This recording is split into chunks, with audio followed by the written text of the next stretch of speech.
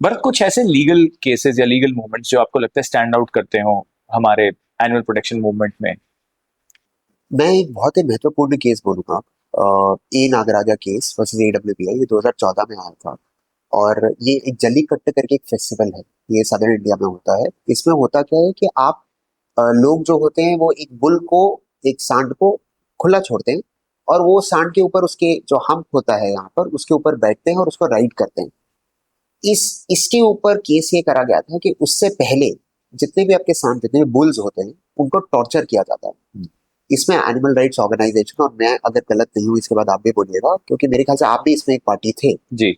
और animal rights organisation ने videos file करी थी, और उन्होंने ये भी बोला था कि उससे पहले बुल्स को टॉर्चर किया जाता है, उनके ऊपर स्पीयर मारे जाते हैं, लाल मिर्च उनकी आंखों में फेंका जाता है ताकि वो तेज भाग सके।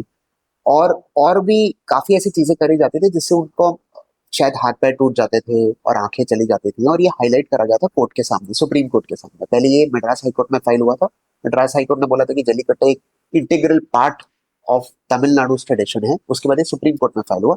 सुप्रीम कोर्ट ने पहले ये बोला कि नहीं, ये एक इंटीग्रल पार्ट ऑफ आपका ट्रेडिशन नहीं है। ये बोलते हुए उन्होंने उस स्पोर्ट को पहले बैन करा था। अपील में उन्होंने बोला वो स्पोर्ट अलाउड है, उस पर मैं आता हूँ। पर उन्होंने उस स्पोर्ट को बैन करा, और फाइव फंडामेंटल फ्रीडम्स, जिसको आप बोल सकते हैं एक एनिमल के लैंग्वेज में फंडामेंटल राइट्स जो है वो दिए। बिल्कुल इसके सिविक। अलावा और कोई ऐसे लीगल मूवमेंट्स, बड़े मूवमेंट्स जो आपको लगता हो? बड़े मूवमेंट्स मैंने वेटरनरी डॉक्टर्स के लिए केसेस करे हैं। उसके बाद मैंने आपके साथ मेरा ये ऑनर था कि मैंने एक केस आपके साथ मांझा वाला करा था, जो अल्टीमेटली एनजीटी ने उसको बैन करा। मांझा के लिए ये जरूरी हो जाता है कि एज एज अ लॉयर हमको ये देखना होता है, क्योंकि वो मांझा से केवल आपके बर्ड्स जो हैं उनके पर नहीं कटते, बहुत लोगों की जान जा चुकी है। हम्म। अब इसमें हम लोगों के काइट फ्लाइंग के अगेंस्ट नहीं है, वो तो होना चाहिए। लेकिन जब आप चाइनीज मांझा यूज करते हैं, जब आप नाइलॉन मांझा यूज करते हैं, जब आप वो मांझा यूज करते हैं जो कोटेड होता है ग्लास से, तो इसमें लोगों की जान, इतने लोगों ने जान दी है। तो इसमें भी एक बहुत ही एक रेलेवेंट केस था जिसमें मैंने भी इसमें काम किया है, और मेरा भाग सौभाग्य था। और ये है, ये रेलेवेंट केसेस मैं बोलूंगा एक एनिमल राइट्स हिस्ट्री के एस्पेक्ट से।